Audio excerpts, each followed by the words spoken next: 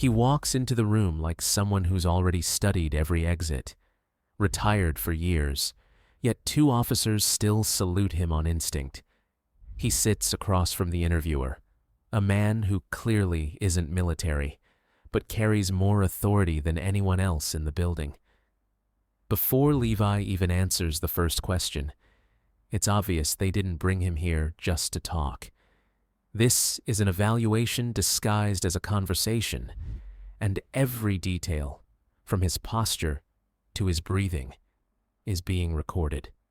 They run through his past like they already know the answers. Confirmed kills, unconfirmed kills, private contracts, marine work, psychological evaluations.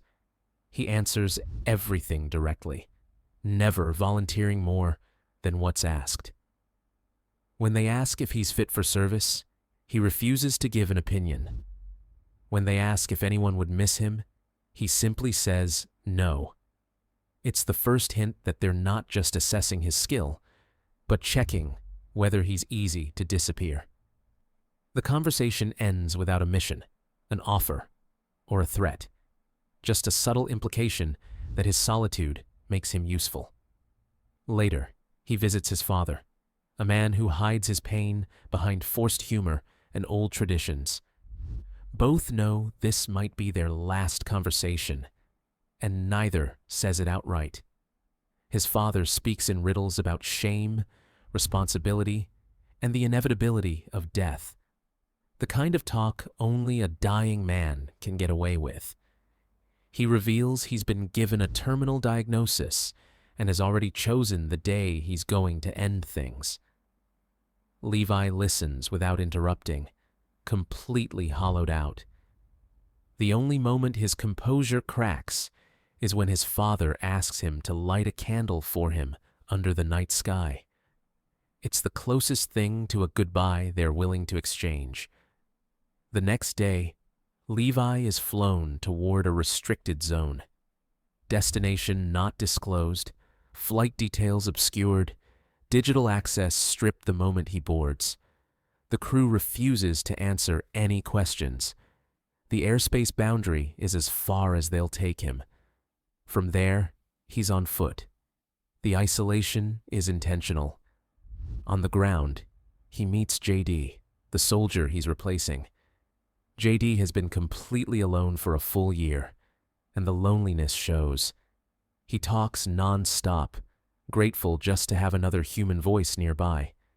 He walks Levi through the tower, the perimeter, the duties. Everything is self-sustaining and designed for one person. One patrol per day along the western rim. Automatic turrets, landmines, cloaking devices that keep the entire gorge hidden from satellites and civilian maps. But the one thing JD keeps circling back to is the forbidden eastern side. No communication, no crossing, no exceptions. Not because of politics, but because nobody survives long enough to justify breaking that rule.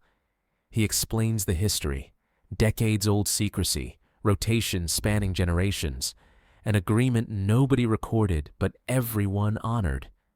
Only after the orientation does JD reveal the truth Levi wasn't told. The job isn't to keep people out. It's to keep something inside. At first, Levi thinks JD is exaggerating, but the look in JD's eyes says otherwise. He leads Levi to the edge of the rim and points across the gorge, just as movement flickers along the far wall. Figures, thin, uneven, almost human but not quite, crawl along the stone like they've adapted to every surface. JD calls them Hollow Men, a name handed down by previous guards. Nobody knows what they were before, only that they climb, they hunt, and they never stop trying to escape. JD tells him about the old attempt to clear the gorge, thousands of soldiers on horseback, fully armed, trained for brutal terrain. Not one returned. After that, containment replaced confrontation. Levi listens without reacting, but the silence that follows shows he's processing the scale of what he's walking into. When the rotation finally ends, JD hands over the post with a mix of relief and guilt. He gives Levi the same final advice he once received. Watch the central walls, keep every system green, run if the sirens ever sound. Then he disappears into the night. Levi is officially alone. For days, the work is routine. Refill the turrets, check the fences, inspect the cloakers spaced along the rim. Nothing breaks the silence except wind moving through trees and the distant scrape of something shifting along the cliffs. Levi logs his monthly radio check, a short, clipped exchange with a voice that refuses to answer questions, and goes back to the isolation. Inside the tower, he discovers journals left by previous centuries. Short quotes, names, dates, fragments of lives that slowly fell apart. He doesn't comment on them aloud, but they linger in his mind. The job is turning him into the same kind of ghost they all became.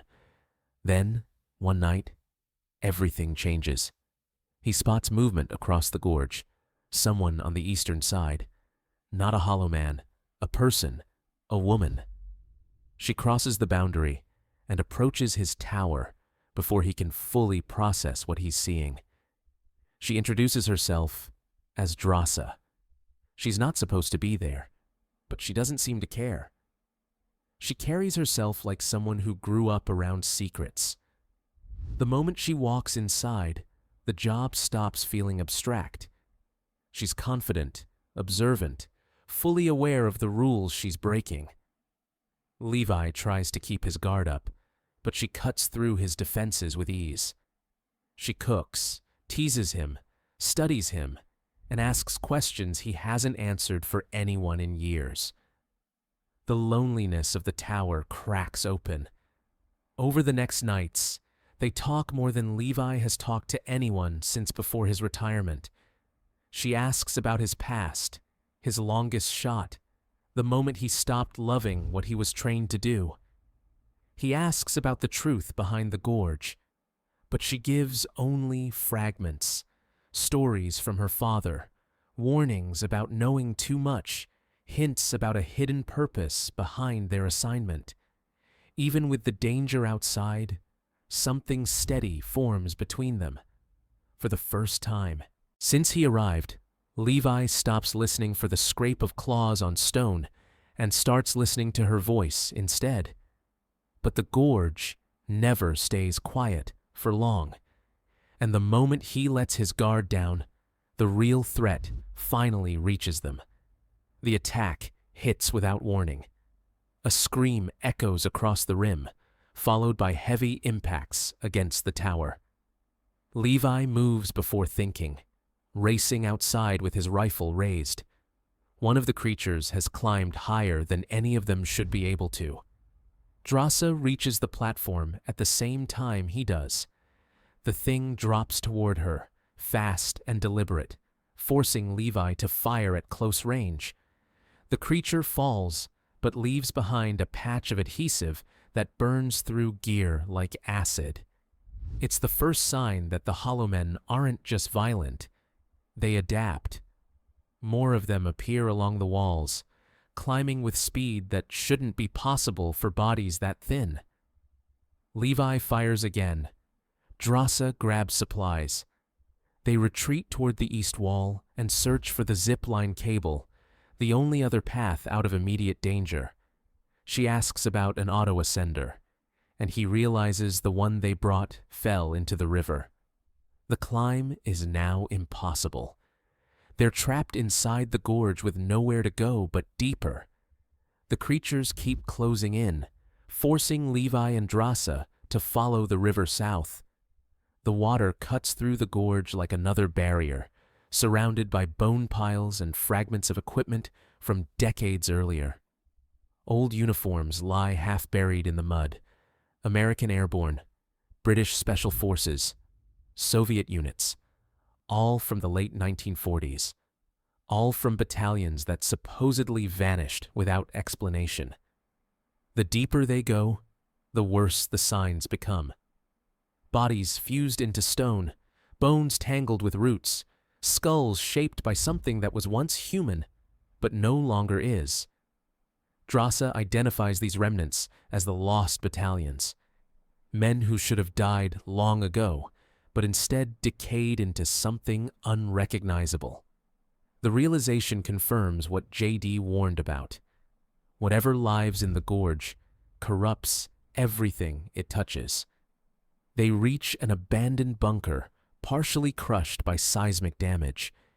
Inside, they find handwritten logs, crude drawings, and one final recorded message. The surviving scientist explains everything.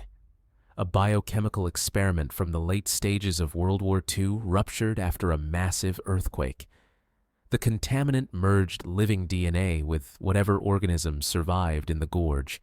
Humans, plants, insects, animals, all fused into unstable hybrids.